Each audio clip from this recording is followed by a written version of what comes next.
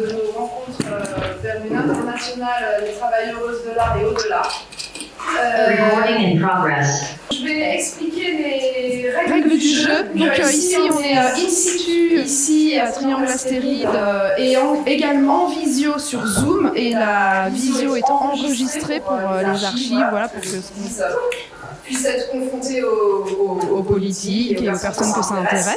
Donc ce matin, jusqu'à 11h, peut-être qu'on débordera un tout petit peu, on va parler de conditions de travail et soutien interprofessionnel. Avant d'entamer cette table ronde de ce matin, peut-être que je vais vous faire un très bref retour sur ce qui s'est passé hier. Donc pour cette première journée hier, nous avons reçu des collectifs européens, un collectif norvégien et un collectif belge, de Belgique flamande, également des collectifs suisses, pour nous parler des conditions de travail en Europe. Et Allemagne, pardon, et aussi Germany as well. Germany, parce que ici on a un double objectif. Le premier objectif, c'est d'améliorer les conditions de travail et de santé au travail, c'est-à-dire tous les risques psychosociaux liés au travail de l'art. Donc on a invité des collectifs qui, comme le collectif Labuse, s'intéressent à ces questions et essayent de visibiliser les abus et les situations de harcèlement dans notre secteur. Et donc on a pu constater hier soir que ce sont des problématiques transverses, hier matin, pardon, que ce sont des problématiques transversales, puisque tous les collectifs qui étaient présents hier font bien remonter le fait que nous autres, travailleuses de l'art, n'avons pas de statut qui nous permettent d'avoir des conditions sociales dignes, comme par exemple un salaire continué entre 2 emplois. Et l'après-midi, nous avons mené 3 ateliers.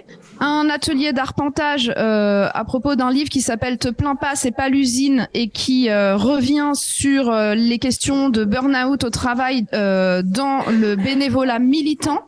Également un arpentage en anglais, Training for Exploitation, Politicizing Employability and Reclaiming Education. Un atelier retraite mené par Aurélien Catin. La conférence existe d'ores et déjà en ligne si certaines personnes veulent la voir. En fait, c'est un atelier autour de la question de retraite. Donc, qu'est-ce que c'est que la retraite, comment elle fonctionne, retraite par point, qu'est-ce qui se cache derrière cette réforme, et aussi qu'est-ce que c'est la retraite des artistes auteurs et pourquoi pas des intervenants. Juste au passage, est sorti aujourd'hui dans le quotidien de l'art un article justement sur la retraite des artistes auteuristes, donc STAA, la page YouTube du syndicat STA. Et nous, après ces journées, on mettra en lien sur la restitution de ces journées tous les liens qui pourraient vous être utiles. Ok, donc la table ronde de ce matin, conditions de travail et soutien interprofessionnel, donc que je vais modérer très modérément, c'est-à-dire probablement uniquement passer la parole, sera donc traduite par Céline et Barbara qui sont présentes ici, donc pour les personnes anglophones. La plupart des intervenants sont autour de cette table. Une intervenante est en visio. Donc nous commencerons avec Micha Ferrier-Barbu, qui est sociologue et consultante en management des entreprises culturelles chez Anamata, qui fait de l'accompagnement RH et des organisations culturelles, qui était déjà là hier pour modérer nos tables rondes, et qui a une position avec nous de sachante apprenante, ça va si je dis ça, qui s'intéresse beaucoup à nos conditions, et ce qui est très intéressant, c'est d'avoir vraiment son regard qui est quand même plus éloigné que le nôtre, elle n'a pas la tête dans notre guidon, et donc permet un recul réflexif et théorique. Voilà. Ensuite, nous parlerons avec Manu, qui est un membre de l'Abuse et syndiqué au STA. Ensuite, nous parlerons avec le Massico, qui est un syndicat d'étudianteux en école d'art qui existe depuis un peu plus d'1 an maintenant. Un syndicat très actif, qui nous impressionne beaucoup, nous autres, et que nous remercions dès qu'on en a l'occasion d'exister et de se battre autant. Ensuite, nous parlerons avec Robin, qui est artiste et productrice de films de fesses, qui est syndiquée au SNAP et qui a l'avantage de rendre le syndicalisme sexy. Donc, cet après-midi, elle animera un atelier autour de cette question. J'ai vraiment hâte de t'écouter. Ensuite, nous parlerons avec Victorine Gratalou qui nous accueille ici à Triangle Astéride. Qui est directrice du Centre d'art et qui programme des résidences à Marseille et que nous remercions vraiment vivement de nous avoir invités ici dans ces locaux pour faire ces rencontres. Puis nous parlerons avec Marine Lang et Manuel Pomar du réseau Air de Midi qui sont des diffuseurs et des programmateurs et Marine s'occupe du réseau du programme Mécènes du Sud en Occitanie, merci. Et enfin, nous conclurons avec Joël qui est en visio, Joël Grispin qui nous accompagne depuis quelques années maintenant, peut-être 2 ans, 3 ans, enfin à la sortie du confinement, ça a dû commencer cet accompagnement, qui est psychologue, qui s'intéresse beaucoup à nos questions. D'ailleurs, elle a un point de vue situé, dont elle parlera peut-être, et qui apporte aussi un regard de légitimité sur la question de libérer nos paroles, parce que parfois, ce qu'on a constaté quand même depuis 2018 que l'abus existe, c'est que les situations vécues par les personnes peuvent être difficiles à exprimer une première fois, et cette question de libérer la parole permet ensuite de se battre collectivement. Mais c'est une étape qui est vraiment importante et dont on a aussi parlé hier. Voilà, donc je passe la parole à Micha et je vous dis à tout à l'heure. Bonne table ronde. Bonjour tout le monde. Alors, qui est en situation de travail aujourd'hui là? Qui maintenant à cette heure-ci travaille? So who is working today? Ok. Qui a fait dans la semaine plus de 35 heures? Who did during the week more than 35 hours working? Ok. Alors, ce que j'introduis là, c'est que le travail est multiforme et d'autre part que le travail n'est pas toxique en soi. Vous êtes content d'être ici? Are you happy to be here? Que ce que le confinement a révélé encore plus, mais c'était déjà largement sourcé avant, c'est que en travaillant, en fait, on cherche plutôt à, j'y reviendrai, je suis très synthétique, à s'accomplir. Ce sont donc les travaux, par exemple, de David Groberg, que vous connaissez, qui a fait Bullshit Jobs, de Bernard Friot, de Vincent de Gaulle-Jacques. Bon, je vous donnerai tout ça à la fin. Le travail n'est pas toxique en soi. Ce qui est toxique, ce sont les conditions de travail. Ce qui fait dire à Yves Clos, un psychosociologue, le travail bien fait est la meilleure des préventions contre les risques psychosociaux. Alors, comment est-ce qu'on qualifie les conditions de travail? Les conditions de travail, c'est tout ce qui touche l'organisation environnementale de quand je suis au travail. Ça touche naturellement la question de la rémunération, du modèle de management, le sens au travail, la reconnaissance, l'employabilité, l'intensité du temps de travail, les exigences émotionnelles, autonomie, les rapports sociaux, les conflits de valeurs, la sécurité de situation au travail. Ça vous parle tout ça? Voilà. Ça, ce sont des choses sur lesquelles je n'insiste pas parce qu'elles vont être développées par vous là après sur comment ça marche pas toujours très très bien. Donc je les développe pas là, mais ça parle à tout le monde. Alors ça, ce sont des axes en fait qui touchent tout l'emploi, n'est-ce pas? C'est pas que votre secteur. L'emploi, de manière générale, est agi par ces questions-là. Le problème des conditions de travail. Toutes les études post-confinement montrent que plus de la moitié des personnes en poste qui se plaignent de leurs conditions de travail et non pas de leur travail lui-même. Faut que ce soit bien clair pour tout le monde, ça. Hein.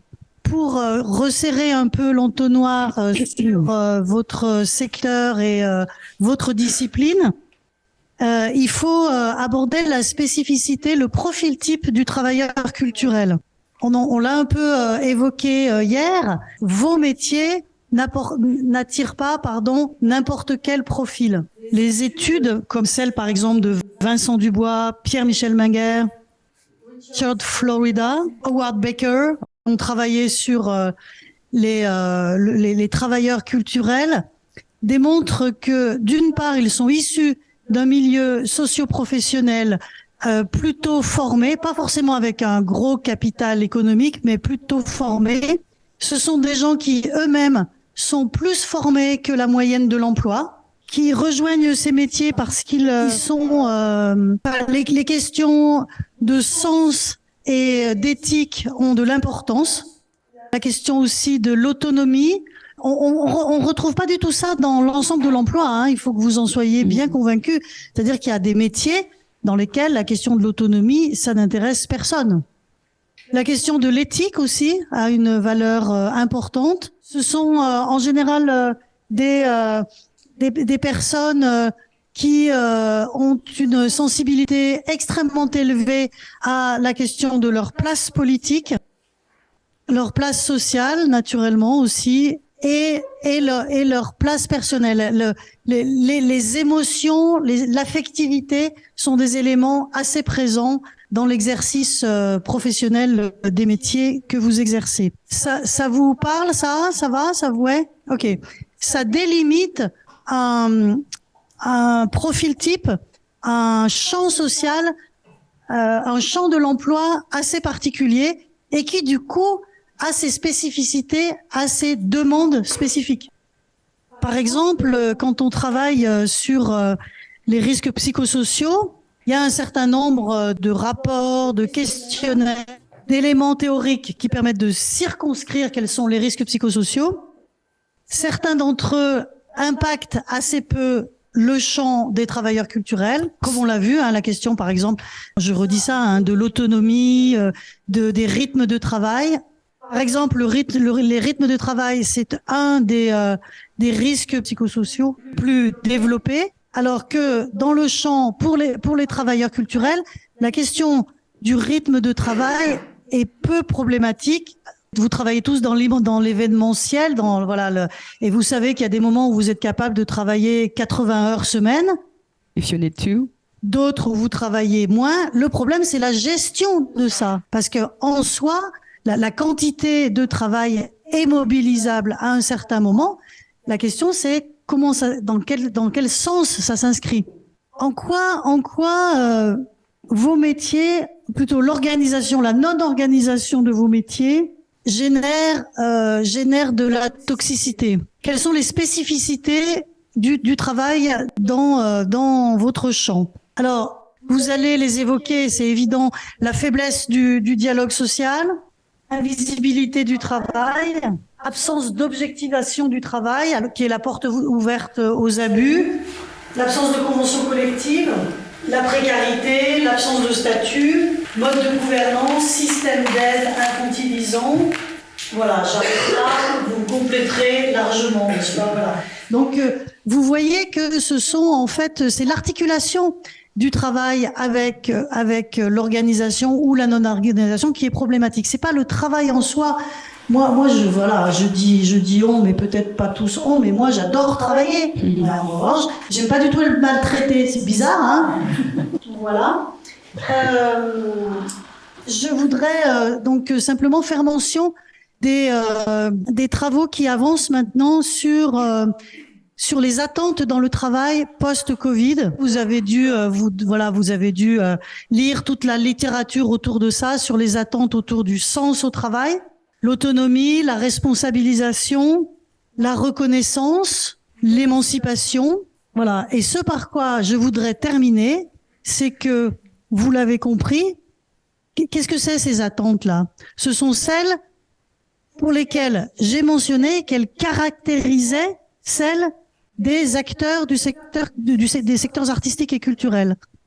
D'accord? Vous faites le lien? Incroyable, non? Et c'est bien d'être là aujourd'hui parce que votre avenir est de travailler sur vos conditions de travail. Parce que les raisons pour lesquelles vous êtes ici, on va appeler ça au terme générique d'émancipation, vous les avez déjà. Et après, si vous voulez plus de détails sur le raisonnement, tout ça, je suis naturellement à votre disposition. Merci à vous. Merci beaucoup, Misha, pour cette super introduction. Donc, je passe la parole à Manu.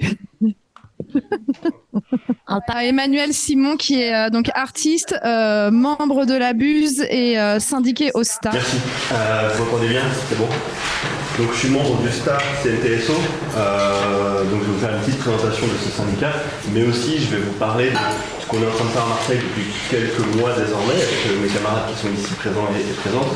Je pense que c'était intéressant pour nous, la Buse, de venir à Marseille, inviter des syndicats et des collectifs à l'échelle européenne et à vocation de faire peut-être un truc un peu international. Voilà, et de montrer qu'aussi on peut faire des choses de manière assez locale, parce que finalement dans nos syndicats on est très peu nombreux et nombreuses. Mais avant ça, je vais présenter un peu le STA. C'est un syndicat qui est très récent, donc l'histoire va être relativement brève. On a constaté qu'en tant qu'artiste auteuriste, on est rémunéré à la tâche, mais s'il n'y a plus de possibilité d'exposer, de faire d'accrocher des œuvres, de donner des ateliers, etc., on n'a plus aucune rémunération. On est vraiment l'inverse du salaire attaché à la personne, c'est l'exact opposé.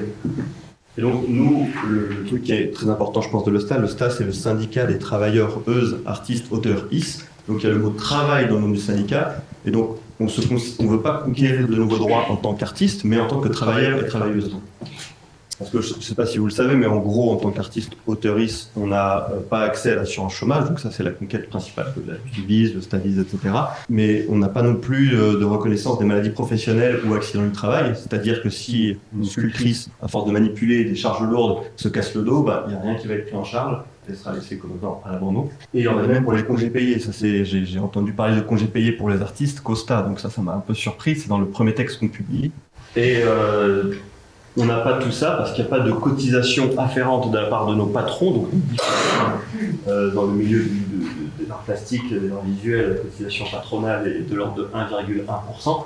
C'est ça. Donc ça, c'était vraiment les buts dès la création du STA. En fait, il y avait l'envie d'accéder à une équivalence de l'intermittence, à une continuité du revenu entre deux engagements.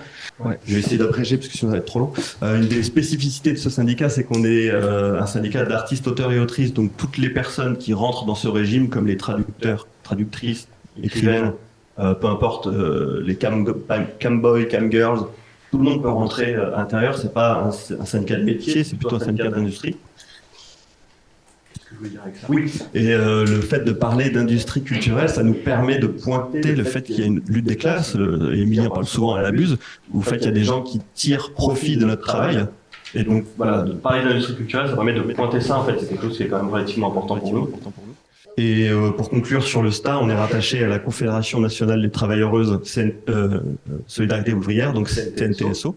Donc un syndicat. CNTSO, sorry. C'est donc un syndicat anarchiste qui, un syndicat révolutionnaire, prône l'autogestion et la reprise en main du travail. Tu parlais beaucoup de ça, Misha, de conditions de travail, etc.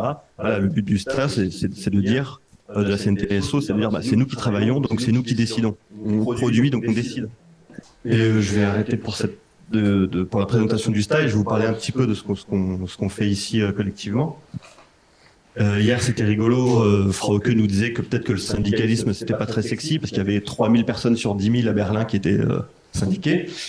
Mais nous, à Marseille, il y a 6 mois, il y avait 2 personnes au STA, Laure et moi, et 2 personnes au SNAP, Robin, et une camarade qui peut pas être là, qui s'appelle Jackie. Donc, nous, on rêve d'avoir 3000 personnes. Et comme l'idée du syndicalisme, c'est de ne pas se retrouver seul face aux problèmes auxquels on est confronté et de s'unir pour travailler ensemble, on s'est dit, à l'initiative de Robin, rassemblons-nous, on peut lancer des discussions syndicales ensemble, parce que comme le disait Aurélien hier, nos collectifs et nos syndicats veulent changer les choses à l'échelle nationale, changer le monde, etc., faire la révolution, mais en attendant, il faut bien qu'on s'occupe des problèmes des travailleurs et travailleuses qui subissent des violences quotidiennement. C'est pour ça qu'ici à Marseille, on est en train de s'organiser depuis quelques mois avec le Massico Ex pour les étudiantes en école d'art, le SNAP, le STA, le SNEAD CGT qui est pas présent aujourd'hui. Et ce qui va être intéressant dans cette table ronde, je pense, c'est que ici à Marseille, on essaie de s'organiser entre travailleuses et on a l'exemple en face avec Alain de Midi où les questions de violence sont prises autrement en charge par un réseau de diffuseurs. Donc qu'il y a ce dialogue-là qui s'instaure entre deux manières de faire, je pense que c'est assez intéressant. Et moi, je vais m'arrêter là, je vais passer la main à mes camarades qui vont présenter leurs syndicats respectifs et peut-être un peu parler de ce qu'on fait, de ce qu'on a fait depuis quelques mois. Si ça vous va. Merci Emmanuel pour ta présentation. Donc nous, on est ici en tant que représentants du Massico Aix-en-Provence et Massico Aura. Par rapport au temps de notre intervention, on s'excuse par avance si c'est un tout petit peu long, mais on considère que c'est important de parler clairement de la situation des écoles d'art, puisque l'école d'art, c'est le lieu où se cristallise et où commencent toutes les oppressions et toutes les inégalités dont on parle depuis hier. Voilà. Donc, on est le Massico, donc c'est une union syndicale inter-école de création. Pour faire un bref historique, à l'initiative de l'ENSI pendant le premier confinement, qui avait donc muré le bureau de la direction, une première AG inter-école a été organisée. Et très rapidement, un constat collectif d'un besoin d'outils, de défense, de lutte et d'organisation concret a été fait. Et le syndicalisme est donc arrivé sur le tapis. Il y avait aussi une idée de transmission, de tenir dans le temps, et donc d'avoir une structure pérenne qui nous permette de transmettre nos outils, de connaître nos droits et de continuer à les partager. Et aussi, surtout, l'idée de faire force de groupe. Donc de faire du lien et aussi de décloisonner, de sortir de la culture de l'individualisme. Donc décloisonner entre les écoles, décloisonner entre les syndicats, comme on peut le voir localement, que ce soit à Lyon, à Aix ou à Paris, où on voit que les syndicats s'organisent entre eux et luttent ensemble, que ce soit pour des questions d'école d'art en danger ou de retraite à l'heure actuelle.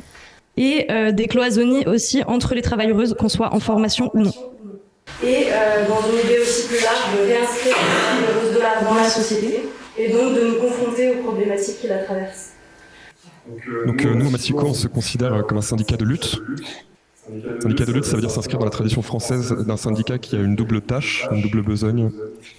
Donc la première qui est d'organiser la défense des droits des travailleuses immédiates, et la seconde qui est d'organiser la révolution, un changement de projet radical de la société, dans une perspective qui soit autogestionnaire, émancipatrice et égalitaire. Donc nous, on définit notre action autour de 4 axes, 4 missions principales. La première qui est le fait d'organiser la solidarité, et donc partir du concret, des problèmes concrets qui se posent à nous. Ça passe notamment par le fait de lutter contre la précarité étudiante et d'organiser des distributions alimentaires des produits de première nécessité. La deuxième étape, après organiser la solidarité immédiate, c'est évidemment de poser la question de l'analyse de nos problèmes, de l'analyse des problèmes systémiques qui causent notre précarité et qui causent des conditions de formation et de travail dégradées. Et donc pour ça passe par évidemment des assemblées générales entre étudiants, mais aussi des commissions de travail à l'intérieur du syndicat, avec des camarades qui travaillent pendant des jours, parfois des semaines, sur des sujets théoriques, pour qu'on puisse avoir une certaine analyse et qui soit pertinente sur les problèmes qu'on rencontre. C'est aussi du coup le travail de diffuser cette connaissance à travers du coup des communiqués, à travers des tracts, à travers des groupes de parole comme ceux auxquels on participe aujourd'hui, et aussi à travers des formations qui doivent permettre aux militants donc d'être formés et du coup d'intervenir de manière efficace dans les différentes situations qu'ils rencontrent. Notre troisième mission, notre troisième action, c'est celle de la défense des droits, que ce soit la défense des droits individuels. Donc je prends l'exemple d'un ou une étudiante qui serait victime de racisme, de sexisme, de transphobie dans son école. Une de nos missions, c'est de évidemment se battre contre ces oppressions et de défendre les individus. Et ces cas de défense individuelle, on se rend compte qu'ils ne sont pas simplement isolés, que c'est des problèmes systémiques, et donc ça peut devenir du coup des défenses collectives, en fait des campagnes de défense de droit national. Donc je vais passer directement à la quatrième mission qu'on donne, qui est le fait d'organiser les mobilisations. Donc les mobilisations, ça peut rester situé par rapport aux écoles d'art, qui sont le lieu d'études et le lieu de travail. Donc cette année, ça a été notamment le cas, on a eu un gros mouvement de défense des écoles d'art en danger et qui est passé du coup par une mobilisation nationale qu'on a dû organiser, créer des lieux de discussion pour des étudiants à travers la France entière. Et ça passe aussi par l'organisation d'actions coup de poing, d'actions de visibilité. Donc par exemple, on a envoyé le MUSEM à Marseille il n'y a pas si longtemps. On a aussi perturbé la réouverture du musée d'art contemporain à Marseille avec justement les camarades de la STA, du SNAP et du SNEAD. Et de l'autre côté, on doit aussi participer à la mobilisation interprofessionnelle.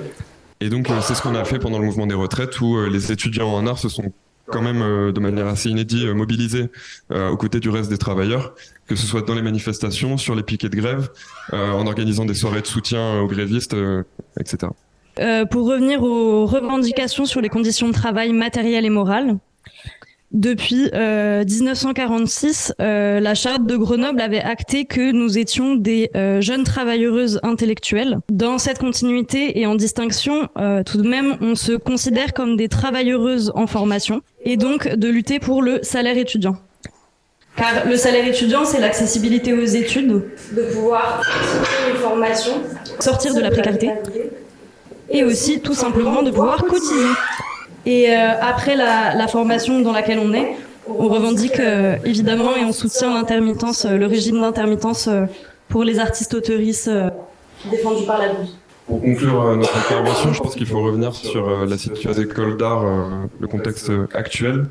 Les écoles d'art donc, sont donc dans une situation de danger avec des fermetures imminentes, avec des réductions budgétaires très fortes donc, sur l'enseignement artistique public. Et en fait, précariser les écoles d'art publiques, quand le modèle néolibéral capitaliste précarise les écoles d'art publiques, en fait, quand le néolibéralisme menace nos écoles d'art publiques, ça fait peser aussi du coup les conséquences immédiatement sur les conditions de travail ensuite pour les travailleuses de l'art qu'on va devenir quoi. Et voilà, et je crois qu'on conclut là-dessus.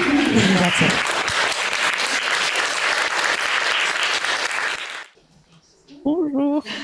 Alors, d'abord, je vais m'excuser parce que je sens que je vais faire des trucs un peu comme ça. Mais merci beaucoup de m'avoir présenté comme l'incarnation du sexy des syndicats. Mais malheureusement, je dois nuancer. Parce que le syndicalisme ne m'a pas attendu pour être sexy. Pour raconter ça, je vais un peu raconter comment moi je suis arrivée au syndicalisme. Donc, moi, c'est Robin Chien et je suis sortie de l'école en 2018, l'école d'art à Strasbourg. Donc, comme beaucoup d'étudiants en école d'art, je suis sortie comme une future start-upeuse de l'industrie culturelle. Évidemment, j'ai été déçue. Donc, il y a eu un temps où j'ai arrêté là. Et pour X raisons, je me suis retrouvée à travailler dans Porno industry, the porn industry. Parce que bon, j'ai rencontré des collègues actrices porno qui revendiquaient l'appellation de travailleuse du sexe. Et donc là, je me suis dit, ah mais moi je suis peut-être pas juste une start-upeuse, je suis peut-être aussi travailleuse de l'art. Et du coup, c'est un peu comme ça que j'ai retrouvé ma place d'artiste en me mettant au service d'autres professionnels et on interagissait en tant que professionnel. À partir de là, je suis devenue moi aussi, pas professionnelle du sexy, mais en tout cas c'était mon travail de le filmer et de le repérer et de le mettre à l'image. Et donc à partir de là, on a avec donc mes deux collègues sont Eva Bosch et Gordon Birek. On a décidé de monter une société de production de films pornographiques, Puppy Please. Et donc l'idée, c'était de choisir nos conditions de travail. Donc on a suivi un espèce de parcours de création d'entreprise, dans le sens un peu officiel, parce que c'était un parcours financé par la région, en gros. Voilà. Et là, je me suis dit, ah, c'est intéressant, je vais faire pareil en tant qu'artiste. Donc là, j'ai suivi la formation profession artiste du BBB Centre d'art à Toulouse. Donc ça m'a mis un premier pied dans la professionnalisation en tant qu'artiste. Et je pense que d'ailleurs, cette question de la professionnalisation, elle est, je pense, intéressante à évoquer en tant que syndicat. Parce qu'il va y avoir beaucoup d'offres différentes de professionnalisation, de formation qui nous sont adressées. Et chacune avec des orientations politiques spécifiques. Et donc je pense que c'est important qu'on ait avec une orientation syndicaliste. Tout ça pour dire qu'à un moment, prenant conscience de cette question de la professionnalisation, je sais pas comment dire ça, j'ai l'impression que j'ai l'image de la machine à café où j'ai envie de me retrouver avec mes collègues. Et donc c'est comme ça que j'ai cherché à me syndiquer pour rencontrer mes collègues Évidemment, c'était aussi lié avec l'exemple de mes collègues au sein de Puppy Please qui étaient impliqués au STRAS, syndicat du travail sexuel. Après est venu le moment du choix dans quel syndicat j'allais me syndiquer. Donc j'ai fait un genre de benchmark des syndicats et je pense avoir choisi un peu le DILF des syndicats. Donc c'est-à-dire le SNAP CGT. Donc là, c'est le moment un peu plus, moins storytelling, mais en gros, le SNAP CGT, c'est un syndicat national des artistes plasticiens qui s'adresse aux artistes plasticiens ou artistes visuels. Je pense qu'il y a moins cette approche industrie que peut avoir le STAR. C'est un syndicat qui existe depuis 1977 et qui est intégré à CGT, quoi. And it's part of the CGT. Non mais moi je pense que j'avais envie de vivre l'expérience, le dream quoi, la CGT quoi.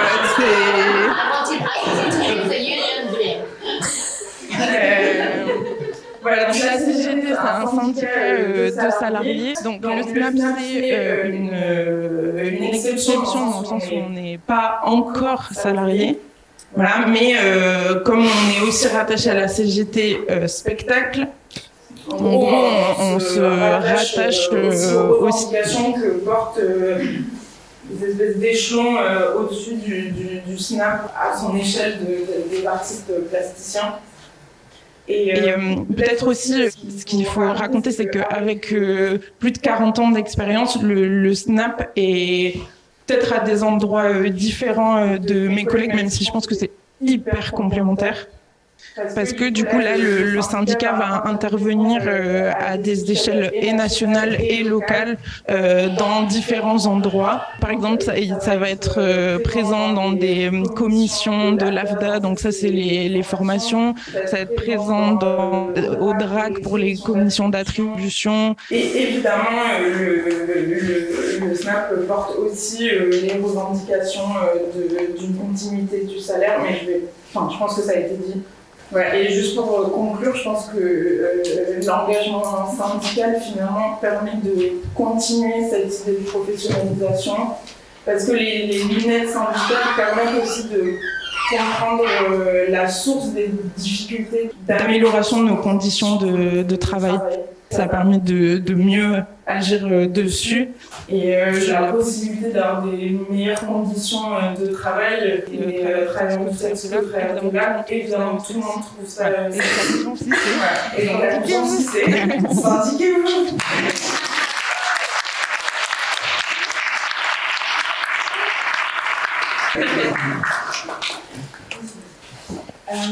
Bonjour à toutes et tous. Comme l'a dit plutôt Émilie, moi je m'appelle Victorine Lardalou et je suis actuellement directrice de Triangle Série, qui est le centre d'art dans lequel on se trouve, qui est donc un lieu de diffusion et une structure en situation d'employeur vis-à-vis des artistes autoristes. Alors, je suis curatrice, je trouve ça important de le préciser parce que directrice, en tout cas, pour moi, c'est une fonction, et pas vraiment un métier. On peut être directeur ou directrice en tant qu'administrateur ou administratrice, en tant que curateur ou curatrice. En tout cas, pour moi, ça a été important puisque, en tant que curatrice, j'ai principalement travaillé au sein de collectifs dans lesquels il y a toujours eu des artistes et avec des conditions de travail en indépendante qui recoupent en partie celles des artistes autoristes. Et si je mentionnais cette question de la fonction et du fait que ça n'est pas un métier, c'est que quand on pense aux différences entre notre champ professionnel et celui du spectacle vivant, on pense toujours à l'intermittence, mais il y en a une autre qui, moi, ne cesse de me frapper, c'est que dans le spectacle vivant, on a à la direction des structures de diffusion des artistes. Et que dans notre champ à nous, ça n'existe pas. Alors à Marseille, on a même le cadre du Ballet national de Marseille qui est dirigé par un collectif d'artistes. Tout ça pour dire que je trouve qu'il y a un certain nombre de points sur lesquels nous, les structures de diffusion, et notamment les centres d'art, puisque c'est mon endroit à moi actuellement, on a des tas de progression et de révolution à imaginer. Puisque je pense qu'un centre d'art dirigé par des artistes, voire un collectif d'artistes, ça produirait des choses, notamment en termes de conditions de travail d'artistes, qui seraient sans doute très différentes. Moi, je suis par ailleurs récemment arrivée à ce poste en juin dernier, et donc actuellement mon travail, c'est de regarder les différents programmes, les différentes missions de Triangle Astéride, qui est par ailleurs un centre d'art labellisé d'intérêt national, donc la question de l'intérêt public évidemment est à se poser. Réfléchir à regarder comment ces programmes pourraient fonctionner différemment, c'est aussi se demander comment améliorer en interne les conditions de travail des artistes, mais nos métiers à nous dans les centres d'art, c'est aussi d'améliorer les conditions de travail des salariés. Nous on est 4 en tout, il n'y a personne ni pour la communication, ni pour la production, ni pour les publics, donc autant vous dire que on fait beaucoup de choses différentes chacune. Nous, on doit garder en tête les conditions de travail des artistes et de tous les autoristes avec lesquels on est en relation. Celle des salariés, c'est quand même un point important puisque on l'a beaucoup vu à nouveau à Marseille l'été dernier avec les assises du CIPAC. Il y a aussi des progressions à imaginer à cet endroit-là, ça reprend ce que disait Micha, des conditions de travail des travailleuses de l'art. Et puis la question des publics, puisque la question de savoir si certains publics devraient être rémunérés pour moi et pour nous ici, elle se pose. Donc ça fait énormément de conditions de travail et d'exercice à prendre en compte. Je vais m'arrêter un tout petit peu sur ce qu'on fait précisément, et les questions que ça peut nous poser. Un lieu de diffusion comme un centre d'art, c'est avant tout compris par le public, en tout cas par le grand public, comme un lieu d'exposition. Mais l'histoire particulière de ce centre d'art, Triangle Astéride, ce qui explique son nom double, autour de quoi on a été... à l'origine, il y a 2 associations. Astéride qui a été fondée en 1992, donc au moment où la friche de la Belle de Mai, là où on se trouve, qui est une coopérative de structures principalement associatives du champ culturel, commence. Et 2 ans plus tard, en 94, Triangle France, donc je suis assez contente qu'on ait abandonné le mot France, un peu le rapport. Et en fait, ces 2 associations, elles ont été fondées sans curatrice, exclusivement par des artistes, donc je voudrais quand même les citer. Astéride, c'était Gilles Barbier, Claire Leget, Jean-Christophe Morisson et Sandrine Raquin. Et Astéride, Claire Lesteven et Alun Williams. Moi, les histoires des structures sont toujours importantes, et le fait qu'on ait été créé par des artistes nous donne, à l'endroit de notre relation avec vos professions, puisqu'il y a quand même principalement des artistes dans la salle, une responsabilité particulière par rapport à d'autres centres d'art, me semble-t-il. La commande qui m'a été faite précisément aujourd'hui par la BUS, c'est de m'arrêter sur ce que c'est que cette contribution type diffuseur, donc le 1,1% dont a parlé Emmanuel. Alors, je suis bien d'accord comme syndicaliste, mais c'est que si le pourcentage diffuseur, pas trop, ce pourcentage diffuseur, c'est ce que nous, centres d'art, enfin, tous les diffuseurs, à vrai dire, la BUS, exactement, la BUS, les centres d'art, les FRAC, les musées, les galeries, tous les lieux qui participent à la mise en relation entre un travail d'artiste autoristes et un public doivent payer ce pourcentage sur les honoraires que nous versons aux artistes autoristes. Ces fonds abondent, abondent, c'est vraiment pas le mot puisque c'est pas grand-chose, la sécurité sociale des artistes autoristes.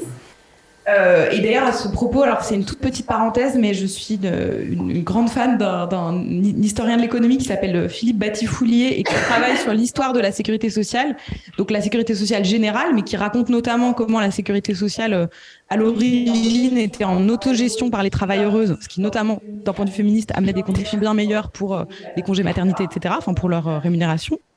Donc c'est une parenthèse pour dire que je pense que l'étude de la sécurité sociale des artistes dans cette perspective-là pourrait aussi, je pense qu'il y a un champ de recherche à creuser à cet endroit-là, et à plein d'égards c'est aussi ce qui se passe avec les travaux d'Aurélien. Mais parenthèse fermée, moi ici je peux vous présenter un peu en détail ce que ça représente finalement, 1% pour le budget d'un centre d'art, qui sera l'occasion de nous arrêter sur combien on rémunère les artistes. Alors, nous, en 2022, le total des honoraires artistiques qu'on a versés était de 50 250 €. 1,1% de 50 250, donc les rémunérations, ça fait 552 €. Des centres d'art en France, il n'y en a pas non plus des milliers. Chacune de nos structures verse autour de 500 € par an. C'est sûr que la sécurité sociale des artistes, ça va difficilement pouvoir aider la personne fictive dont parlait Emmanuel, j'espère qu'elle est fictive, qui est cette sculptrice qui a d'énormes problèmes de dos. Si on passait aux 5,15% revendiqués par la BUS, ça aurait représenté 2 588 €, ce qui, en termes de contribution employeur, ne semble pas énorme sur le budget global. Donc rapidement, alors ça sort de ces questions de 1%, mais simplement parce qu'on a rarement l'occasion de regarder des budgets. Donc simplement pour vous dire comment ces rémunérations se décomposent. Enfin plutôt à quel endroit est-ce qu'on rémunère les artistes? On rémunère principalement les artistes-auteuristes pour des projets dits publics, parce que c'est là qu'il y a le plus d'argent, et ça vous le savez autant que moi.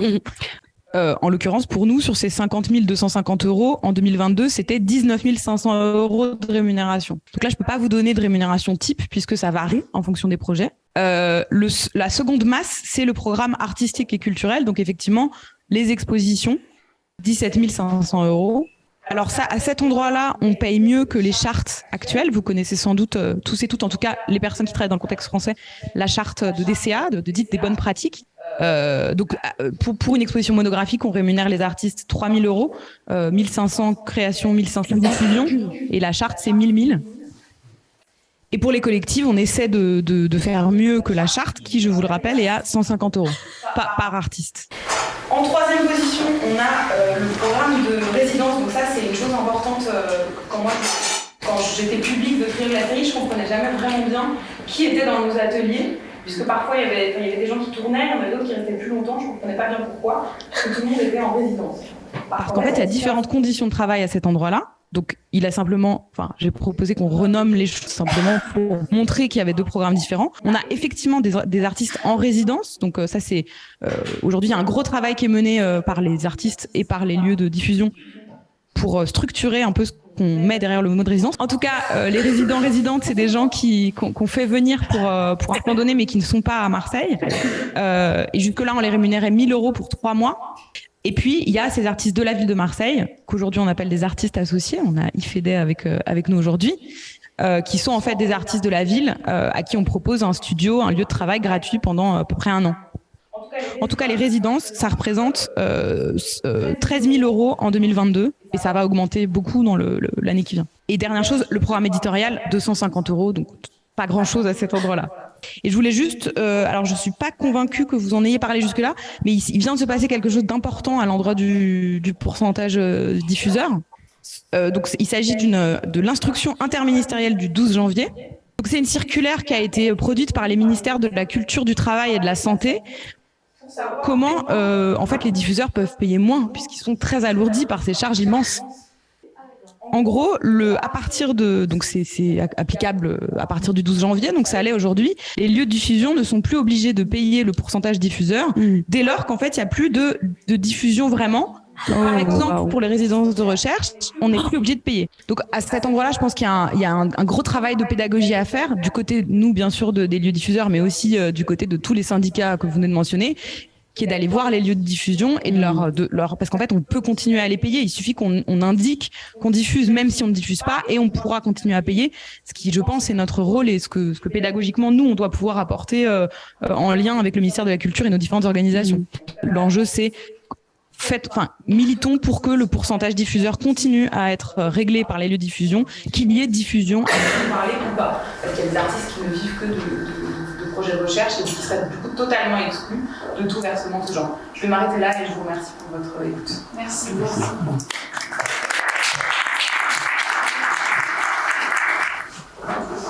Bonjour à toutes et à tous, on est deux cette fois-ci pour représenter le réseau R2Midi qui est le réseau art contemporain en Occitanie qui est en effet originellement plutôt un réseau de diffuseurs. Bonjour. Donc je suis artiste-auteur. En fait, je suis aussi curateur et je suis co-responsable, non pas directeur, d'un artist run space qui s'appelle Lieu commun. Et depuis cette fonction, je suis coprésident d'R2Midi. Donc il y a beaucoup de préfixes co dans ce que j'ai dit. Pour moi, c'est important de travailler en commun.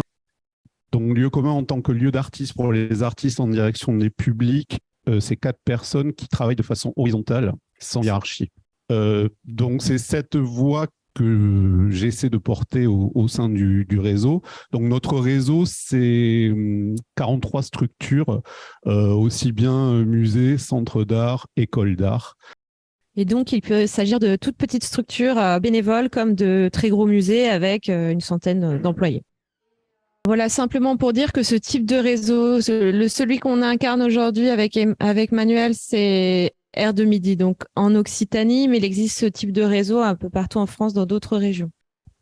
On va diviser notre intervention en deux parties. On va essayer d'être les plus courts possibles. Manuel va parler de l'histoire de ce réseau. And I'm going to speak about un exemple de journée professionnelle qu'on a organisée autour des conditions de travail dans l'art contemporain. Donc, comme le disait Victorine tout à l'heure, effectivement, il y a très peu d'artistes qui gèrent des structures.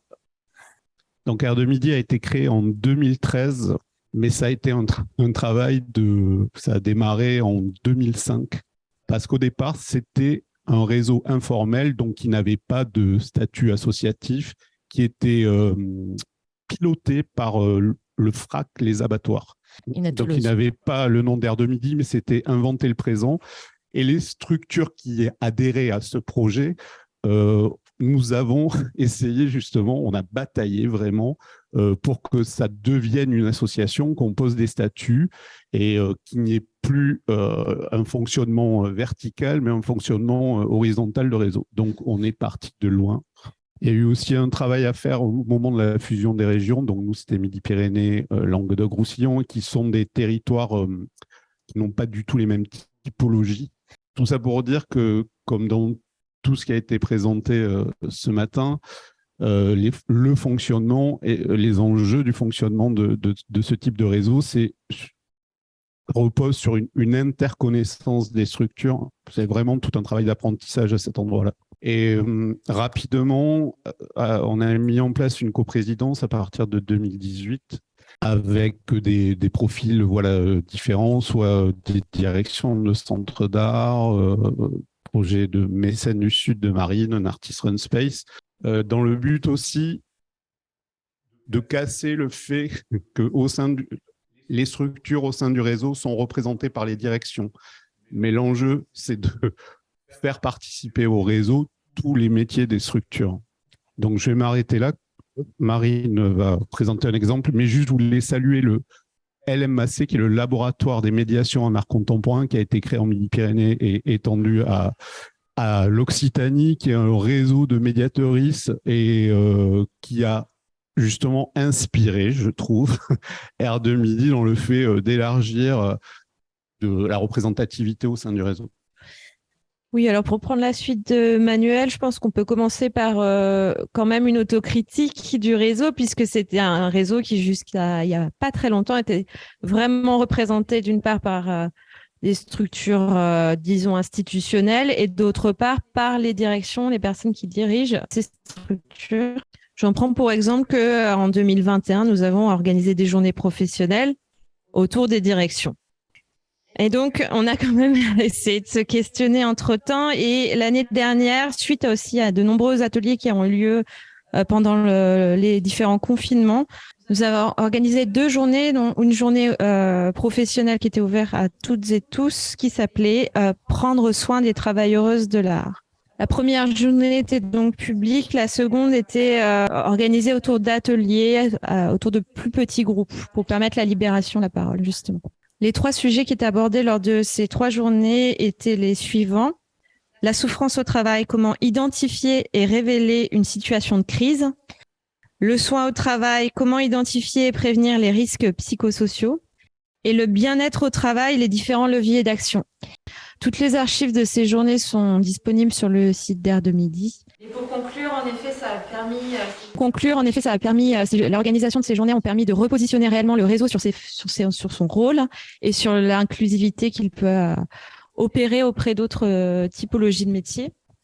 Donc sur le fait de aussi se battre pour de meilleures conditions de travail, plutôt que d'avoir un rôle communicationnel comme c'était avant le cas autour des actions de nos structures, pardon. Et donc aussi d'inclure, je le disais, d'autres métiers que ceux de la direction des centres d'art ou des musées, et notamment toutes les personnes qui travaillent pour ces structures-là, en incluant également les artistes. Voilà, et simplement pour terminer, c'était des journées très émouvantes et dans lesquelles il y a eu énormément de choses dites, et on aimerait vraiment continuer à porter ces sujets-là collectivement en tant que réseau. Merci beaucoup.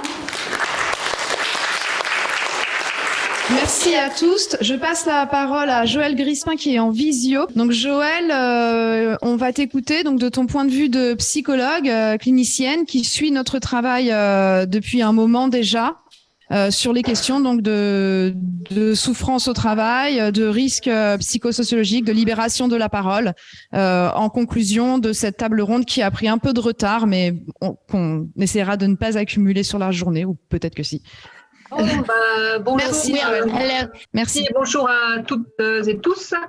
Alors tout d'abord, je vais peut-être expliquer comment j'ai découvert la buse, parce que c'est en 2021 en fait, lors d'une journée porte ouverte, si je me souviens bien, en ligne, grâce à ma fille qui était étudiante à l'INSAS à Bruxelles. Alors pourquoi ma fille m'a prévenu de ça et sans doute, mais pourquoi moi j'ai regardé la visio, sans doute parce que ça renvoie à mon histoire personnelle, où j'ai été il y a 30 ans donc étudiante à l'ENSAD à Paris, et puis graphiste en fait pendant une quinzaine d'années. Et donc à cette époque, j'étais effectivement confrontée à une méconnaissance et un isolement total par rapport au droit, aussi bien au niveau des études qu'au niveau professionnel. Et c'est pourquoi j'ai trouvé que la démarche en fait de la buse était absolument fondamentale et très intéressante. Et cette démarche aujourd'hui aussi, évidemment, enfin là que ce que vous faites, c'est vraiment fondamental, je trouve, parce que je suis également confrontée régulièrement dans mon travail. Alors c'est un aspect, je vais pas essayer de trop développer, mais comme je travaille aussi avec des familles, avec des parents et des enfants, et je réalise aussi des bilans d'orientation, et je suis confrontée donc à une méconnaissance totale de la part des parents du métier d'artiste, avec un certain nombre de représentations qui se rapprochent plus des fausses croyances, où l'artiste et toutes les professions du champ artistique, même plus largement, sont considérées par les parents comme un domaine incertain, peu fiable, avec le fait aussi qu'il y a très peu de présence en fait de la culture dans les études, dans la scolarité et dans les loisirs d'ailleurs des familles. Au contraire du sport d'ailleurs, je précise, qui est vraiment extrêmement favorisé. Et donc, je reviens en fait à cette vision de l'artiste par les parents, la plupart du temps considérée comme étant hors norme, marginale, fantasque. Aussi avec cette histoire du don, du fait d'être doué ou pas. Alors qu'il me semble que cette attirance, cette appétence pour l'expression artistique, créative, se révèle très tôt, qu'elle s'impose très jeune. Pas vraiment tout de suite comme un choix, mais plutôt comme une nécessité, comme une urgence.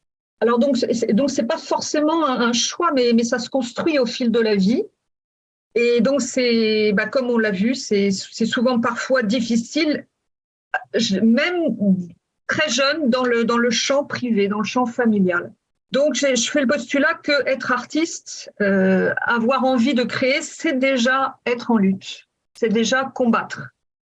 Alors, évidemment, tout ça, c'est très complexe puisque toute la construction, justement, de sa vie d'artiste, de son identité d'artiste, vous l'avez très, très bien décrit, montré, témoigné hier et encore aujourd'hui, c'est être confronté aussi à beaucoup d'abus de toutes sortes, à des difficultés, des conditions de travail difficiles. Donc l'insécurité, cette précarité, la pauvreté, tout cela, toutes ces conditions, elles vont avoir des effets effectivement au niveau psychologique extrêmement délétères. Donc le sentiment d'isolement, l'humiliation, le sentiment de ne pas être reconnu dans son identité, dans son utilité aussi, ne pas être reconnu dans son utilité, ne pas être pris au sérieux. Et bien sûr, le sentiment d'exploitation aussi, qui commence comme vous l'avez évoqué, dès les études. Donc, dans ce contexte, évidemment, la question des droits elle est fondamentale.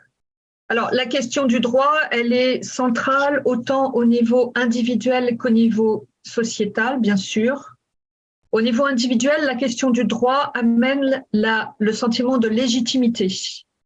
Et ce sentiment de légitimité est essentiel pour être reconnu dans son identité.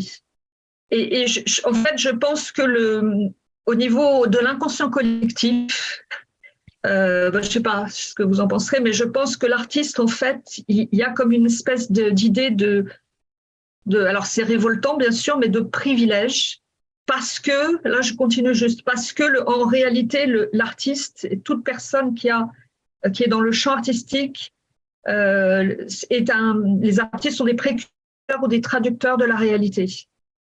Donc, ce qui suppose évidemment une très grande sensibilité, ce qu'on appelle maintenant de plus en plus l'hypersensibilité, et aussi, par là même, aussi une grande fragilité. Donc, bien sûr, il y a des outils que vous avez tous très bien évoqués, passionnants à développer. Donc, à développer, bien sûr, collectivement, comme vous le faites, à développer également individuellement. Donc, on avait travaillé avec la Buse, en fait, à 2 reprises. Donc, la première, c'était la Buse m'a recontacté suite à l'événement dramatique du suicide qui a été évoqué hier. Donc, qui a vraiment mis en lumière, effectivement, la difficulté, même pour vous, en fait, de soutenir parfois des situations qui sont insoutenables. Et donc, la nécessité aussi de relayer et de se lier justement avec des structures, avec des psychologues, avec des structures qui peuvent prendre en charge ces problèmes. Et notamment, j'avais informé aussi sur le fait qu'il y a maintenant un accès au soutien psychologique gratuit en France, qui peut être vraiment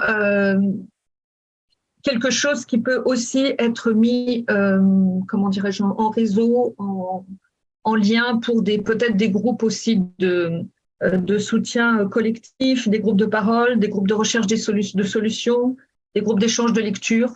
Voilà ce qui avait été aussi évoqué lors de notre 2e journée avec la Buse, journée de travail à Malakoff, où avait été évoqué lors d'un arpentage le livre d'une coach qui évoquait justement ces souffrances au travail et la façon, avec des façons de pouvoir concrètement réagir et interagir et se défendre par rapport à ces souffrances. Voilà, donc je pense que de toute façon, ces ressources sont peut-être en lien ou à mettre en lien effectivement sur vos sites. Et continuer en fait à faire ce travail magnifique que vous avez fait là ces 2 jours, qui permet effectivement de parler en fait, de communiquer, de parler aussi de l'art dans la société, c'est-à-dire d'avoir une parole qui puisse s'élargir et sortir un peu du domaine de l'art pour toucher en fait la société dans ses différentes strates. Voilà. Voilà, donc merci à tous pour vos interventions, c'était hyper riche. J'ai envie de dire que le mythe romantique de l'art, l'instabilité naturalisée de nos métiers, on n'en peut plus. Ça nous empêche de travailler. On n'a pas un don, on n'est pas excentrique. On a des valeurs et du désir que nous ne voulons pas donner en pâture au capitalisme. Et c'est pour cette raison que pour le moment, l'art ne suffit pas et que nous trouvons du sens et que nous cherchons dans nos luttes et dans nos organisations communes. Et c'est cette réalité-là que nous traduisons aujourd'hui.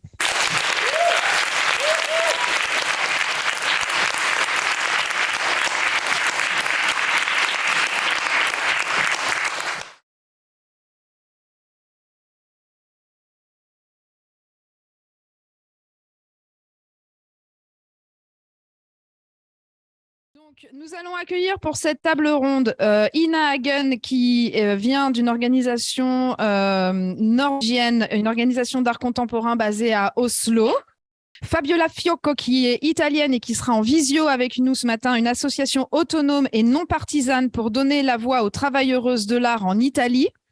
Camille Dumont de Visarte qui est une association professionnelle des artistes visuels en Suisse. Et Tiffany Blanc de la FAP, la Fédération des arts plastiques, représentant les travailleuses de l'art des arts plastiques en Belgique. Donc, comme vous l'avez entendu d'ores et déjà dans ces rencontres, nous avons souhaité organiser ces rencontres internationales parce que nous pensons qu'il est important de mutualiser nos outils. Donc, l'objet de cette table ronde, c'est de voir comment on pourrait essayer d'œuvrer ensemble à l'échelle européenne. Sachant que nous, donc à la Buse, nous avions lancé une plateforme de visibilisation des pratiques abusives sur Internet qui recueillait des témoignages en prenant comme axiome de base qu'on savait qu'on n'allait pas y arriver. Parce que nous sommes un très petit groupe militant bénévole et que ce sont évidemment des outils qui doivent être gérés idéalement par un État qui ferait bien son travail et qui nous représenterait vraiment de façon démocratique. Mais tant que ça n'est pas le cas, par des organisations plus fortes et unies et certainement rémunérées par des personnes rémunérées aussi. Voilà, donc je passe la parole à Ina pour revenir sur le travail qu'elle effectue en Norvège et essayer de réfléchir ensemble comment on peut mutualiser nos outils et aussi comment on peut lever des fonds en fait. Je pense que c'est aussi une question qui est très importante sur cette table ronde, la question budgétaire, monétaire. UKAS, for those of you who weren't here, is a national union for young artists in Norway that organizes around labor conditions, broadly speaking. It was established in 1921, so more than 100 years of focusing on wages, the status of the artist as a laborer, and social benefits and infrastructure for art. But the art space that we run allows us to access other arts funding for projects and for exhibitions that we wouldn't have been able to access otherwise. And it's maybe important in this context to say that everyone who works in UKS are paid on a daily basis, has a salary and an honorarium that covers their work throughout the year. And this question of whether to run an art space at all has kind of been an ongoing discussion inside of UKS historically. In addition to providing a social space for our members and for artists in Norway to meet and for us to gain legitimacy and visibility in the field. So it is also a place for us to demonstrate what it looks like to pay artists in the way that we believe should be the case. So it's a place for us to demonstrate our politics in the production of exhibitions and programming that we do. Wanted to bring up one particular example of a funding scheme that UKS has put in place in the last 10 years. Lobbying work and close negotiation with UKS, the state, there's a state fund in place in Norway right now called the Artist Assistant Grants, which allows an established artist to hire an establishing artist, a younger artist, in a 50% salaried position for a year. And the emphasis in this grant scheme from UKS's side has been that it is precisely a relationship of employment, which allows the younger artist to access social benefits for a year, but it's all paid for by this grant. And in this context, I thought it was interesting to bring this up also because of thinking about grants as a place where artists can also get access to social benefits. So in Norway, we also have, thanks to union lobbying in the 70s, we have, what can you call it in English? It's like an artist practice grant that can be up to 10 years long. And that is paid as a salary from the state, which again allows you to access. So the status of the way the grant is paid is really important. And another grant that UKS has put in place in Norway is a grant for artist-run spaces, so organizing, in order to pay for the administrative labor that artists put into organizing themselves voluntarily often, because we see the self-organization and the artist-run scene as an essential part of the art scene. But we see that very often that administrative labor is absorbed by the artists. And this is also, in the context of Norway, the artist-run scene is the strongest, place where artists and young artists especially are getting their first shows. It's where they really start to develop practices that then go to the museums or go to the big institutions. And so that funding scheme is really important in order to support wages for artists to put their time and energy into precisely making that opportunity available for other young artists.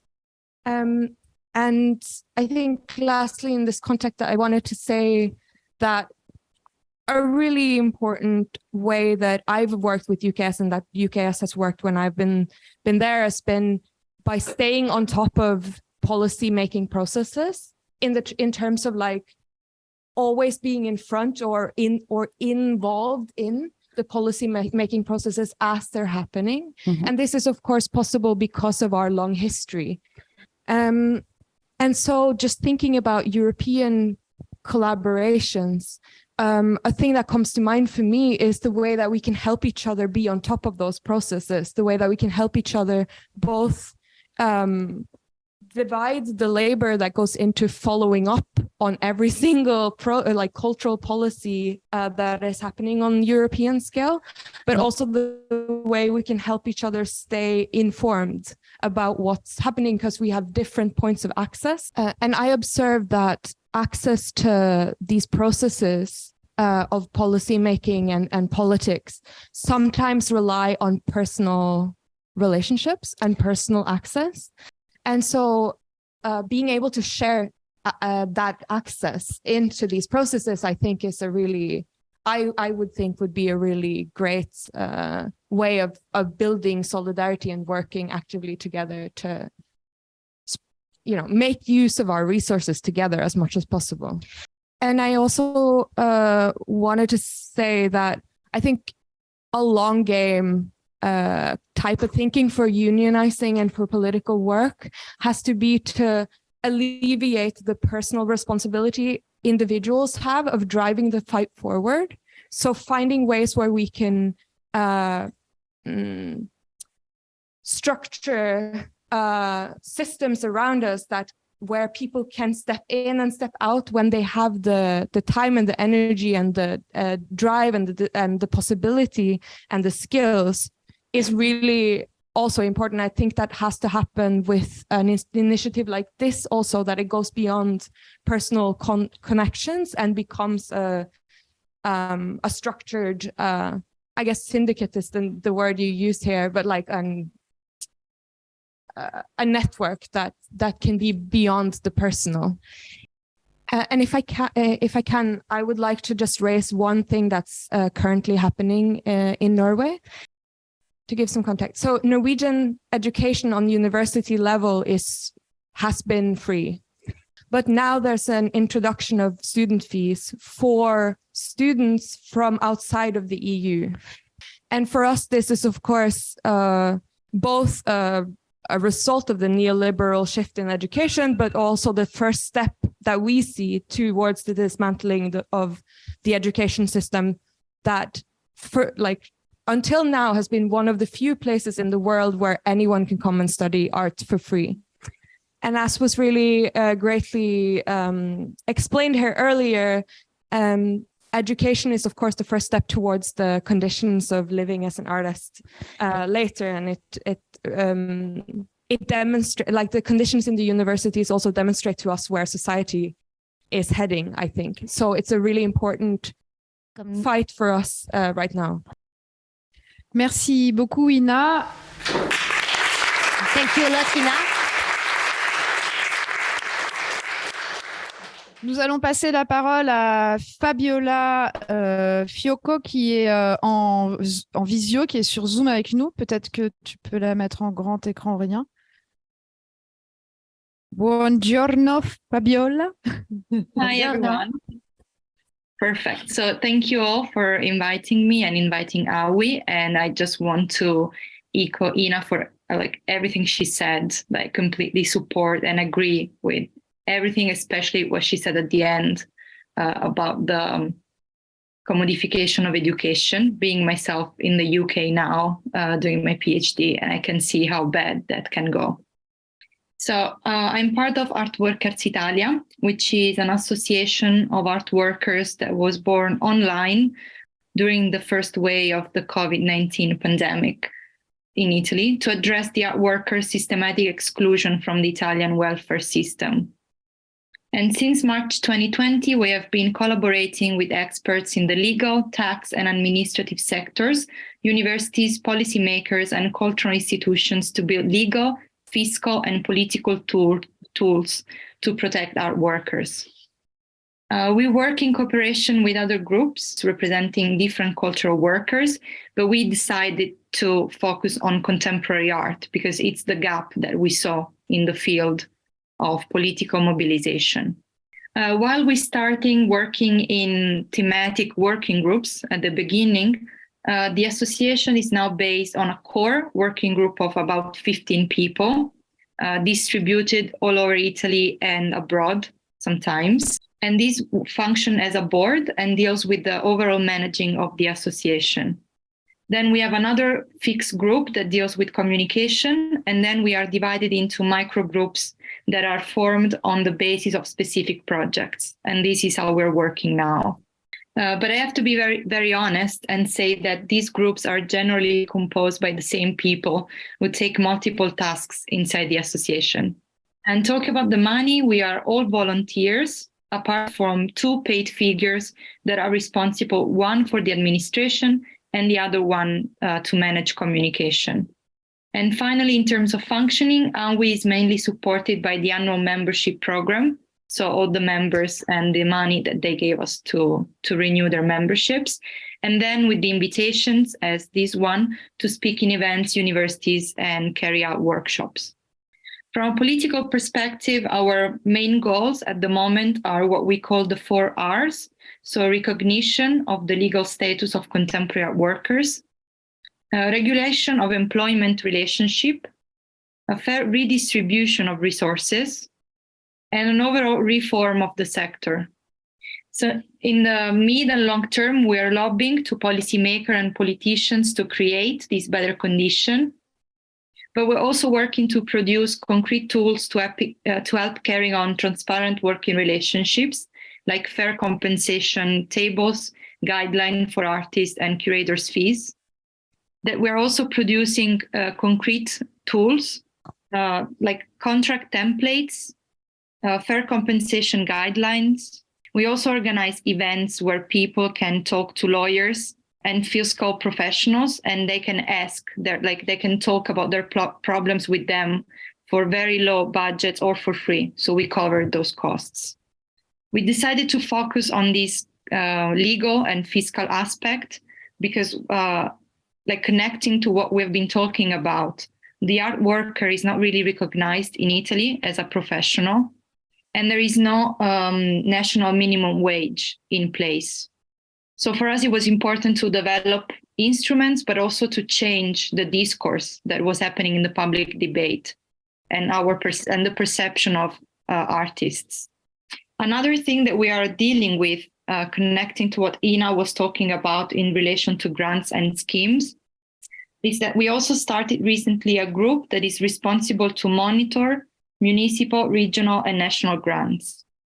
We don't have the means now to propose our own policies, but it's a way to evaluate and discuss best practices in the field, and like how they are attributed, but also how they're structured. So if they ask for money for people to participate, if it's like unfair conditions and all these kind of things. And the first active participation is that now we have been involved in a regional grant to actually co-design the grant with the region and improve the way in which this is being done so far. Returning to the idea of mutualizing and creating connections, most AWI members have studied and worked abroad, participating in different moments of political mobilization and self-organization abroad. So the fact that we are so much focused on the national now is because we saw this gap and we wanted to bring back to Italy what we have been developing and learning in these contexts. But with this awareness, one of the first working groups that were developed when we started AWI in 2020 was precisely foreign models working groups.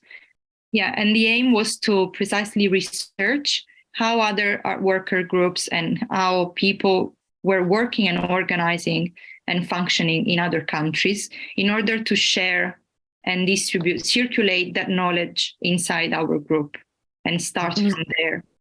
From there, we also then started Hyperunionization, which is an international online platform aiming to foster a transnational networks of groups, institutions, and organizations.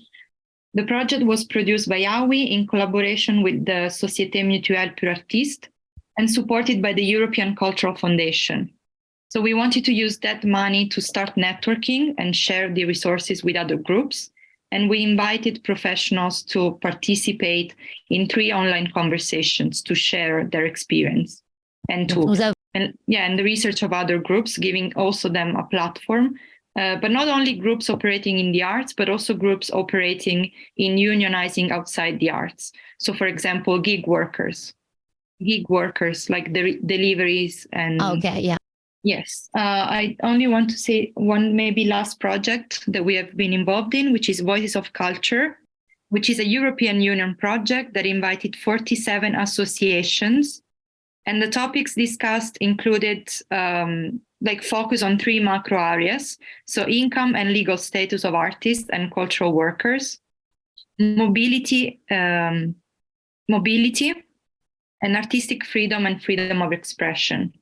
So in general, we have been invited to take part in multiple events and multiple networks. But I think it's important that we start to systematize the knowledge that we create every time so that we don't have to repeat over and over again and overlap. And yeah, maybe I can conclude it here and we can continue the conversation. Thank you. Thank you, grazie.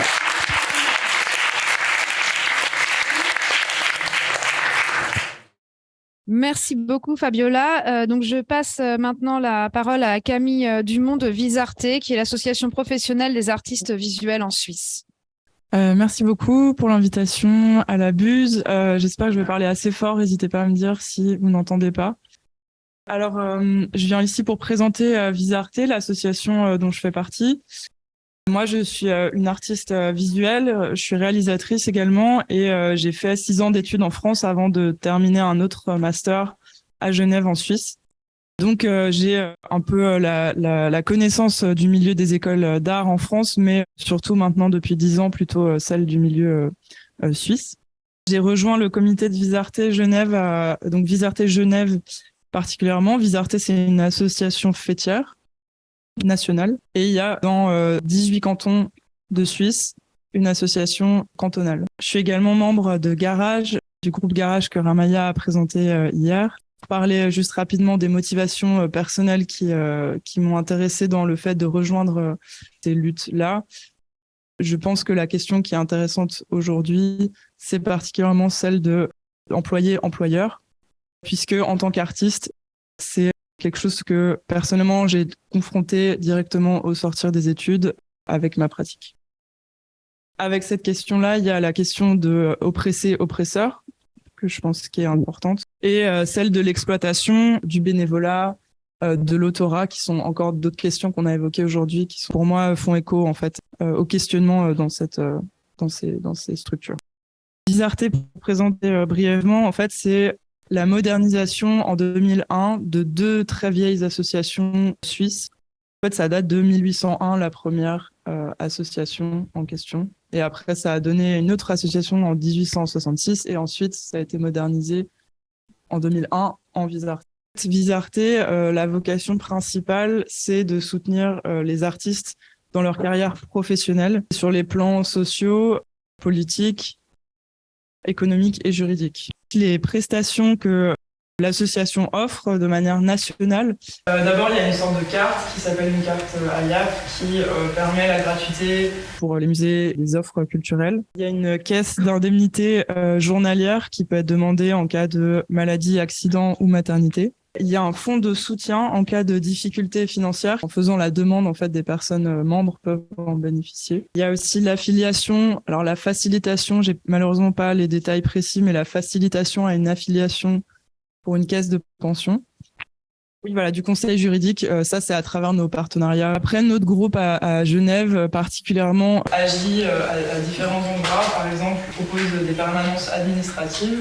Une grande partie des réflexions et des projets qui sont du lobbying en fait politique. Après, il y a des services un peu plus informels qui sont de relayer voilà les appels à projets, les opportunités, d'avoir un minimum de filtrage dessus qu'on aimerait accentuer par la suite concernant la rémunération. Il y a la visibilisation, donc ça fait partie aussi des actions plus informelles de visibiliser ce que font nos membres. Pour l'instant, on en est à 275 membres à Genève. Et donc, c'est de visibiliser à travers les réseaux, à travers la communication pour que, en fait, nos membres se sentent aussi représentés par nos canaux de diffusion. Au niveau des postes importants, en fait, qui constituent Visarté centrale, c'est-à-dire le QG, en fait, de Visarté qui se trouve à Zurich. C'est important de dire qu'il s'agit principalement d'artistes ou d'historiens de l'art en fait qui constituent le board. Et à Genève, notre groupe, on est 7 personnes, dont 3 artistes, 2 curatrices et une personne qui s'occupe de l'administration. Par le paysage un peu de notre partie financière, on a donc les adhésions des membres qui constituent l'apport principal en fait de l'association. Depuis le Covid, il y a eu d'autres fonds dont on a pu bénéficier qui s'appellent des fonds de transformation, qui sont des fonds spécifiques au Covid et à la période du Covid en Suisse, qui visaient en fait à transformer les structures culturelles et les soutenir dans cette transformation. Et donc, notamment, en fait, ces fonds nous ont permis de créer, par exemple, un poste d'administration régulier, enfin permanent, de pérenniser en fait des postes de fonctionnement de l'association. Il y a aussi eu un petit poste de communication et également des postes ponctuels liés à la comptabilité. Tout le reste du temps, des comités, des réunions, des interventions non rémunérées. Je voulais juste dire la cotisation, en fait, combien ça représente pour les membres. En fait, on est plusieurs, notamment de Garage, à avoir rejoint Visarté dans le comité. Quand on est arrivé, en fait, il y avait un standard de cotisation déjà mis en place. On s'est rendu compte que c'était la responsabilité de chaque association de décider de ce montant. Maintenant, la cotisation, elle s'élève à 200 francs par an quand on veut être membre actif. Ce statut de membre actif dans l'association permet d'être considéré professionnel puisqu'en fait, il faut répondre à un certain nombre de critères qu'on questionne aussi actuellement, mais qui sont des critères de légitimité professionnelle dans le milieu. Déjà, avant de candidater, il faut prouver que donc les personnes qui ne rencontrent pas les paramètres peuvent être des newcomers, on appelle ça. C'est un statut de membre qui est beaucoup moins cher, qui est à 60 francs par an et qui permet d'être quand même membre de l'association, mais c'est en devenir de professionnalisation. Visarté, donc son but, c'est vraiment de défendre les droits sociaux. En tout cas, moi, c'est comme ça que je le vois, même s'il y a en fait, selon les associations, beaucoup d'activités différentes. Certaines vont plus être sur la sociabilisation des membres en fait entre eux, et d'autres vont plus être dans des luttes qui sont beaucoup plus précises, peut-être politiquement. Et on observe même dans d'autres Visartés, dans d'autres cantons, des politiques liées notamment à la rémunération qui sont pas les nôtres. Les actualités par rapport à ce qui se passe en ce moment, c'est une part en fait d'un projet qu'on est en train de mener qui vise à former les communes. Donc c'est ce qu'on disait avant un petit peu. ce que Ina mentionnait, déplacer la responsabilité des artistes en fait, vers les employeurs, et donc de former en fait les personnes dans les administrations, de en fait emprunter une voie de formation pour les personnes qui sont liées à tous ces ce que je dis, ça concerne différents mandats très variés, etc., mais c'est peut-être un petit peu global, mais c'est pour expliquer le barème que Ramaya a mentionné hier, qui va être donc diffusé par notre structure qui est encore en cours de travail. Les partenariats qu'on a donc avec la Aide Genève, qui est l'école d'art de Genève, avec des formations obligatoires pour les masters qui ont commencé en septembre dernier, donc des cours administratifs pour les études. Et on a le partenariat donc avec Garage, avec des ateliers de formation, et enfin avec Lab of Arts, qui est une association de juristes professionnels. Voilà, désolée d'avoir parlé pas très fort. Merci Camille. Je crois qu'il y a une toute petite question dans la salle et que je voudrais compléter. Je peux me permettre de relayer ta question? Ouais, ok. Et concernant les barèmes que tu voulais évoquer, est-ce qu'ils sont disponibles quelque part pour qu'on puisse... Alors, en fait, le barème en question n'est pas encore public. Il est encore en cours de travail et c'est Visarté qui va le diffuser une fois qu'il sera prêt. Et je voulais aussi dire que si on regarde sur Visarté, en fait, il y a déjà une sorte de guide d'honoraires, mais qui est pas du tout quelque chose qu'on soutient. D'accord. Parce que ça a été basé sur, par exemple, des critères très, très flous comme la taille d'un lieu. D'accord. Donc voilà, c'était juste pour préciser ça. Donc on va prendre vraiment 6 toutes petites minutes pour poser des questions, si tu peux répondre brièvement. Donc je pose une question commune qui est quels sont les critères pour pouvoir être jugé comme professionnel à Visarté? Et j'en profite pour inclure une autre question par extension. Et quand je suis venue vous voir à Genève pour un atelier, j'avais cru comprendre, arrête-moi si je me trompe, que sur le travail de l'action intermittence menée par Fabian Abramovic, peut-être j'avais cru comprendre que les critères de Visarté permettaient éventuellement, si on était travailleur salarié par son association ou quoi, d'entrer dans une forme d'intermittence. Donc est-ce que c'est... Pour répondre à la première question, les critères d'adhésion de membres actifs pour Visarté sont listés sur le site. Je ne les connais pas tous par cœur malheureusement, mais par exemple justifier d'avoir exposé dans les 3 dernières années dans des lieux reconnus comme officiels. La question de la visibilité, du travail, je pense parce que à l'origine ça a été pensé comme quelque chose qui garantit que les personnes membres sont professionnelles, mais c'est vraiment des critères qui sont questionnables. Et c'est pas du tout la rémunération, par exemple, les entrées, les flux d'argent. Non, c'est pas un critère. La deuxième question, donc en fait sur le statut d'intermittence, en fait il faut savoir que en Suisse le statut d'intermittence il existe depuis 2008. Moi en arrivant en Suisse, personne ne m'a parlé de ce statut. En fait, c'est quelque chose qui existe uniquement dans le cadre de l'assurance chômage et qui doit être processé avec de l'aide et avec un soutien pour que ça puisse être valable auprès de l'assurance chômage. Et c'est vraiment encore assez brûlant comme processus, actuel. Donc bonjour, moi je m'appelle Karine et je vais parler là en tant que vice-trésorière de l'association française de commissaires d'exposition qui s'appelle CEA. Donc on a travaillé à CEA sur une grille de rémunération et des contrats types. Et en fait juste je rebondis parce que d'un coup je me dis pourquoi ce serait vraiment très intéressant en fait de partager déjà à l'échelle nationale entre les différentes associations professionnelles, mais aussi à l'échelle européenne, nos bases de calcul pour pouvoir les mettre en regard les unes des autres. Merci beaucoup Camille. Tiffany, je te laisse prendre la parole. Bonjour, et j'ai la lourde tâche de vous assommer encore un peu. Donc je vais essayer d'être assez synthétique et pas rentrer trop dans le détail, mais je vais vous présenter brièvement la Fédération des arts plastiques en Belgique. Pour la partie francophone, c'est important à préciser parce que il existe aussi une fédération pour les flamands. Donc je suis salariée de la FAP, c'est aussi important à préciser parce que contrairement à la casquette que j'avais hier, on peut dire que je suis bénévole. Là, c'est vraiment un travail un travail salarié. La Fédération des arts plastiques est à la manière de Artworkers Italia née du Covid. Nous sommes un peu les enfants déviants du Covid. Parce que les artistes se sont réveillés à un moment où en fait ils sortaient des radars du droit social, comme à peu près partout. Donc un des premiers combats de la FAP a été de faire reconnaître les pertes de revenus des artistes lors de l'annulation des expositions et de tous les événements. Donc dès le début, le combat était vraiment à un niveau politique, c'est-à-dire qu'on a rencontré, je dis on, je n'y étais pas, mais les membres du conseil d'administration encore actuel ont rencontré la ministre de la Culture de la Fédération Wallonie-Bruxelles. Et en demandant effectivement que soit reconnue une première grille donc de reconnaissance des pertes de revenus. Cette grille de rémunération, cette première grille de compensation plutôt, n'a jamais eu d'écho, on n'a jamais eu de réponse concrète du monde politique à ce niveau-là, mais a permis la naissance donc de la Fédération des arts plastiques, donc sous forme d'une association, fédération professionnelle où des membres artistes, travailleurs et travailleuses de l'art aussi, c'est plus large, peuvent adhérer en tant que... en parallèle, le gouvernement fédéral, donc pour le coup le pays entier, a décidé de réformer le statut d'artiste dont on a brièvement parlé hier.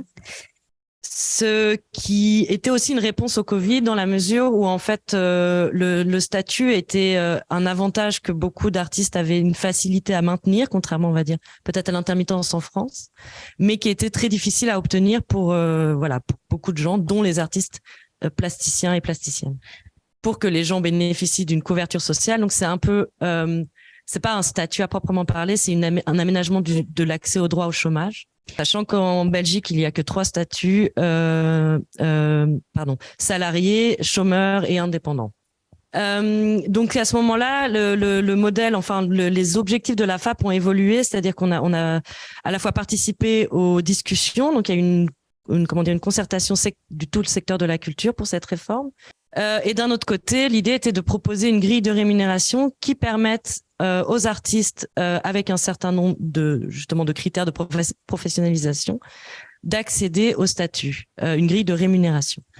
Sachant qu'on n'était pas naïf dans le sens où exposer son travail n'est pas suffisant pour en vivre, mais par contre permet d'accéder à ce statut qui permet une continuité du revenu. Cette grille de rémunération a été publiée à peu près au moment où moi j'ai rejoint la FAP justement en tant que salarié, c'est-à-dire que d'ailleurs je voulais noter ça, je suis toujours impressionnée par le travail bénévole qui est fait, alors que à mon avis c'est un devoir aussi des États de soutenir ce type de représentation professionnelle.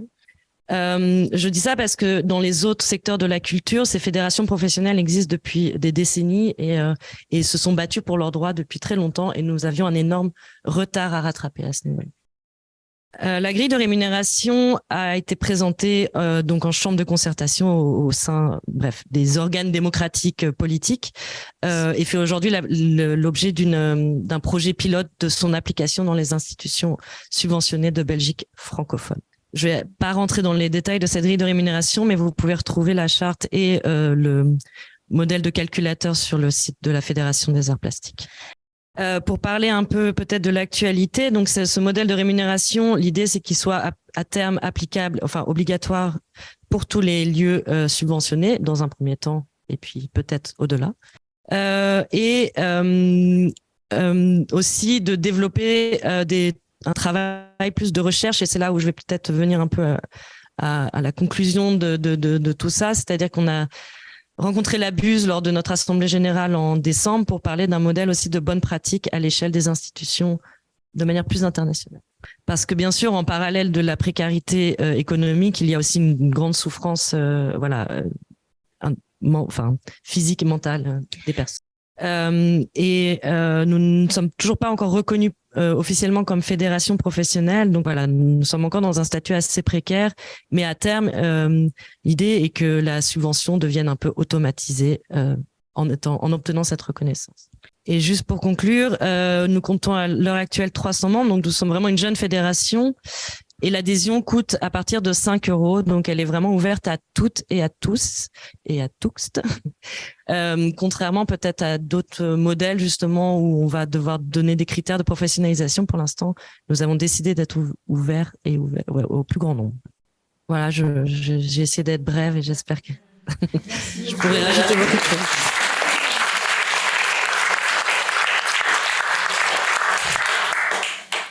Eh bien, merci à toutes. Merci Fabiola. On va déjeuner. Merci les traductrices, bien entendu. Merci Micha de me rappeler de remercier les traductrices.